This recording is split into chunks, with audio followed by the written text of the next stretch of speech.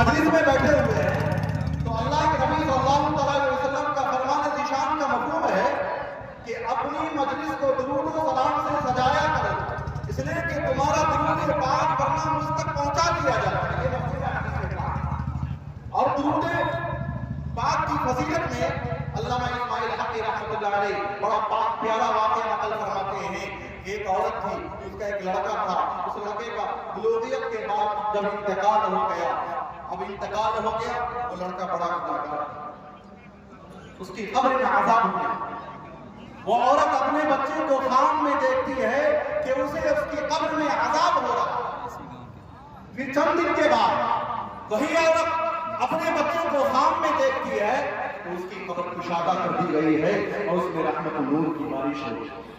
وہ عورت اپنے بچے سے خواب کے عالم میں پوچھتی ہے کہ آج سے پہلے میں نے تجھے دیکھی تھی تو تم عذاب قبر میں مبتلا تھے، آج کیا بات ہے کہ تمہاری قبر کشادہ کر دی گئی ہے اور اس میں رحمت و نور کی بارش ہو رہی ہے؟ تو وہ بچہ خواب کے عالم میں جواب دیتا ہے، مر رجل بالمغفرۃ فصلی علی النبی صلی اللہ تعالی علیہ وسلم وعدا ثوابها الی اللہ۔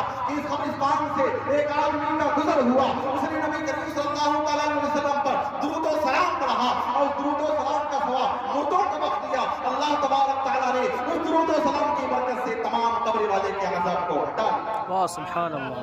درود پاک کی فضیلت، آج درود پڑھا جائے، سلام پڑھا جائے تو کچھ لوگوں کو پیٹ میں درد ہونے لگتا ہے کہ سلام کیوں نبی پڑھ رہے ہیں؟ ارے سلام پڑھنا یہ قرآن کا طریقہ ہے، قرآن نے کہا ہے سلام علی ابراہیم، سلام علی موسیٰ و ہارون، سلام علی الیاسین۔ قرآن تو سارے بھیجے نبی کو سلام کرتا ہے، سبحان ربک رب العزت عما یصفون وسلام علی المرسلین۔ جب قرآن سارے بھیجے نبی کو سلام کرتا ہے تو ہم آپ سلام پڑھ لیں تو اس میں کون سی قباحت کی بات ہے؟ لہذا ایک مرتبہ درود پاک پڑھ کے اللہم صلی علی سیدنا شفیعنا حبیبنا نبینا محمد صلی اللہ علیہ وسلم صلی اللہ علیہ وسلم۔ اسلام سے پہلے کا زمانہ دیکھیے، دور جاہلیت کو دیکھیے کہ وہ زمانہ کتنا بھیانک تھا، ظلم و بربریت کا تھا۔ لوگ خالق حقیقی کو بھول بیٹھے تھے، یعنی ایک اللہ کو بھول بیٹھے تھے، لا تعداد معبود بنا رکھے تھے، ایک دوسرے پر ظلم کرنا، دوسرے کا حق دبا لینا یہ عام رواج بن چکا تھا۔ چوریاں زناکاری کا بازار گرم تھا، طرح طرح کی بیماریوں میں لوگ ملوث تھے۔ برسا برس ایک خاندان دوسرے خاندان سے لڑا کرتے تھے اور آپس میں صلح کر لینے کو، آپس میں صلح کرنے کو ڈھیر سمجھتے تھے۔ لیکن جب اسلام آیا اور مقصد انسانیت جناب محمد رسول اللہ صلی اللہ علیہ وسلم اس خاکدانی گیتی پر تشریف لائے تو ساتھ ساتھ ظلم و بربریت کو روکنے والی کتاب، امن و آشتی کا پیغام دینے والی کتاب، مظلوموں کو حق دلانے والی کتاب، عدل و انصاف کو عام کرنے والی کتاب، چوری اور زناکاری پر پابندی لگانے والی کتاب اور عبادت و ریاضت کا طریقہ دینے والی کتاب محسن انسانیت جناب محمد رسول اللہ صلی اللہ علیہ وسلم پر نازل ہوئی ہے۔ یہ وہی کتاب ہے جسے ہم قرآن حکیم کہتے ہیں یا قرآن مجید کہتے ہیں۔ یہ وہی کتاب ہے جو گھریلو نظام و طریقے بڑے واضح کر کے بتاتی ہے، حلال و حرام میں امتیاز پیدا کرنا اور الجھے ہوئے مسائل کو صاف ستھرا کرنا اس کتاب یعنی قرآن مجید کے اندر داخل ہے۔ جب لوگ اللہ تبارک تعالیٰ کو بھول بیٹھے تھے، ایک اللہ کو بھول بیٹھے تھے، لا تعداد معبود بنا رکھے تھے، تو اس وقت قرآن نے اعلان کیا قل هو اللہ احد اللہ الصمد۔ جب لوگ چاند ستون کو سجدہ کرتے تھے تو اس وقت قرآن نے اعلان کیا لا تسجدوا للشمس ولا للقمر۔ جب لوگ اپنی بچیوں کو درگور کرتے تھے، زندہ دفن کر دیا کرتے تھے تو اس وقت قرآن نے اعلان کیا وَإِذَا الْمَوْءُودَةُ سُئِلَتْ بِأَيِّ ذَنبٍ قُتِلَتْ۔ جب لوگ زناکاری میں ملوث تھے تو الزانیۃ والزانی فاجلدوا كُلَّ وَاحِدٍ مِنْهُمَا مِائَةَ جلدہ کا یہ حکم سنایا۔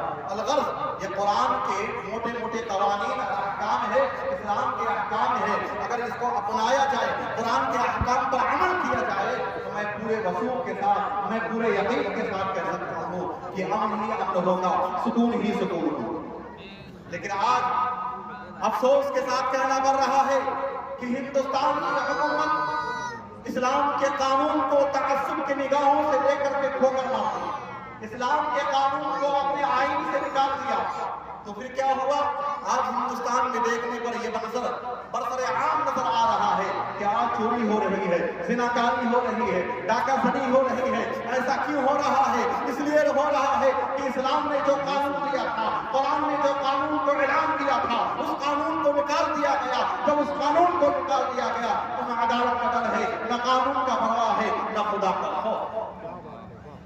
बुजुर्गों दोस्तों, अलगर्ज यह है कि कुरान मजीद के अहकाम पर अमल किया जाए तो मैं पूरे वसूल के साथ, बल्कि पूरे यकीन के साथ कह सकता हूं कि मुल्क में अमन होगा, सुकून होगा, अमन का माहौल पैदा होगा। बुजुर्गों दोस्तों, ये कुरान मजीद हम तक कैसे आया? इस नस्ल तक कुरान मजीद कैसे पहुंचा? सहाबाए कराम ने बड़ी मेहनत के साथ, बड़ी जिद्दोजहद के साथ हम तक कुरान को पहुंचाया। वाकया जो है